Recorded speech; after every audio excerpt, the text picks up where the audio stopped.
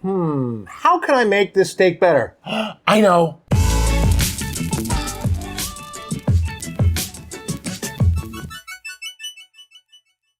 Hello, everybody. Welcome back to another week of the FOGO Life. I'm your host, as always, Captain Ron. That's right. So today we wanted to figure out how can we take a steak, all right, and make it better. Look, we know that steak can really be great enhanced by seasoning, things like that, but I wanted to keep it simple. So we came up with a product that I've seen Mr. Alton Brown himself do, and it's called dry brining.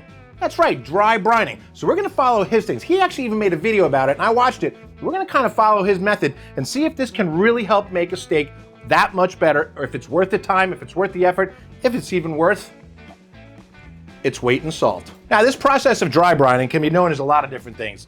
Poor man's dry aging, I've heard it called a lot of different things. We're just gonna call it a salt brine, dry brine. That's all we're gonna call it, okay? Nice and simple, simply salt and nothing else. So the first thing we have to do is pick out a steak. So we decided to go with a beautiful New York strip here. This is a choice steak, but it's got tons of marbling. It's bordering on prime, if you ask me. It's got a nice fat cap, so this is a great piece to start with, and it's about 1.5 inches to 2 inches thick, exactly what we're looking for. Now, what do we need for the dry brining process? Very simple. First thing we need, a pan. Next thing we need, a rack. And the third thing we need, a steak. Nice steak.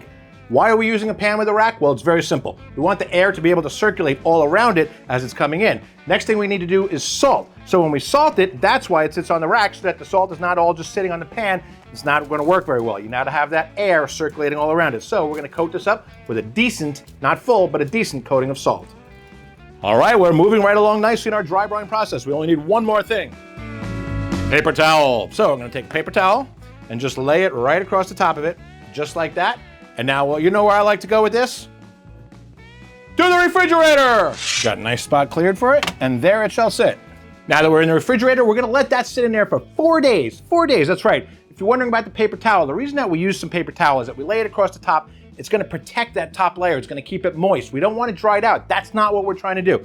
Nope, so just the paper towel alone is gonna absorb some of that moisture, and it's gonna keep our steak moist. I'm not gonna touch it for 4 days. It's gonna sit in there. The only thing I'm gonna do is I'm gonna change that paper towel every day, because I don't want it to be all gross. So I'm just gonna change that paper towel out once a day, and for 4 days it's gonna sit there, and let's see what it looks like then.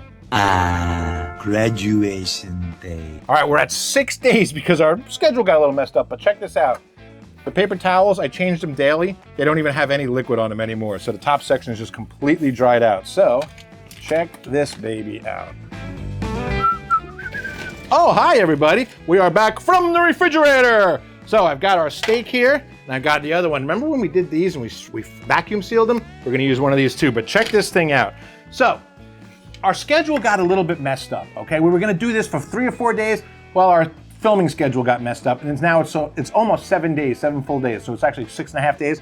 But I've been changing the paper towels every day, and after about the 3rd or 4th day, there was no more moisture on it. But I was told, change the paper towel every day, so that's what I did. But look, there is nothing on this at all. And look at this steak. Is that cool looking or what? So this is a 6.5 day dry brine, just salt. Okay, one thing I've noticed about it is that, we loaded this up pretty good with salt.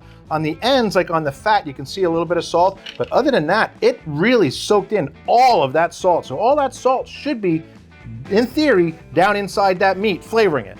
So this was our test steak, and what we want to do is we want to have a control, right? So this other steak here, what we're going to do is we're going to cut the same size steak that was when we first cut it, right off of this giant New York strip here. So we're gonna cook them side by side. We're gonna compare, see which one it is, because that is basically what I call poor man's dry aging. All right, now we just had a little bit of a lively discussion here, because one thing I didn't notice when I cut this steak here, all right, I didn't realize how much this one had shrunk up during that 6.5 day drying process, the dry brining process. So what I wanna do is I wanna have them exactly the same thickness. So what I'm gonna do, and this is anything any good chef or cook will know how to do, is to adapt kind of like as you go if something is changing. So what I'm gonna do is I'm gonna cut maybe just about, maybe 1/4 inch off of this steak so that they're the same thickness, all right? So I'm just gonna trim this one down a little bit. Hey, it's steak season. Well, it's steak seasoning time anyway, so we're gonna keep this really simple. Now this one we know was loaded with salt. So we're gonna do the same thing to this one. We're just gonna give it a layer of coarse kosher salt. Easy for me to say, right? Coarse kosher salt. Say that 3 times fast, huh? And next, of course, is fresh ground black pepper. Give it a little coat here, and we're gonna put some on our dried steak as well, or our aged steak, whatever you wanna call it. So for today's cook, we're gonna be cooking this on our Big Green Egg Mini Max. So let's open her up. We've got our deflector. We're gonna cook them indirect first. So we got plenty of charcoal in there, but let's come on over here and throw some lighters in here, shall we? Now you can see we had plenty of charcoal in here to start with, so we put the fire starters in. Just gonna make a little kind of, I don't know, like a teepee around them. All right, now our Mini Max is at 250 degrees. It's just below 250, and that's okay. We want to monitor our temperatures, so I'm going to use our wireless probe here, meter thermometer. I'm going to stick it in this middle on the center, okay? So we got a good accurate reading on here.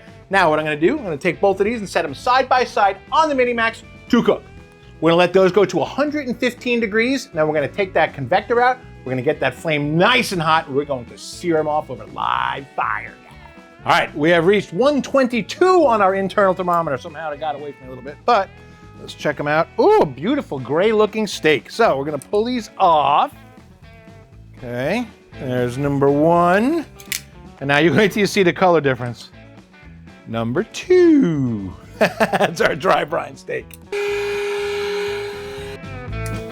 Oh, I love that sizzle, baby. I think we're ready for the flip. Let's check it. Yeah, I think so. And I believe we're done. Let's just check the other side. Oh, that's gorgeous. Even got little grill marks on that one. And there is number uno, which means number one. And now for this beautiful dark baby. Look at that.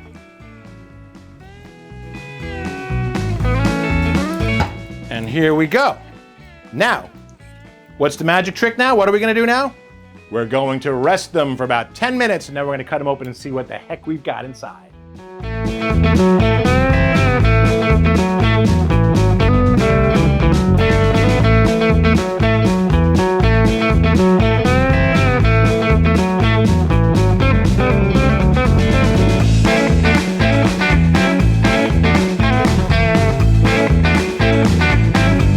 Guys, this is my favorite part of the video right here, taste test time.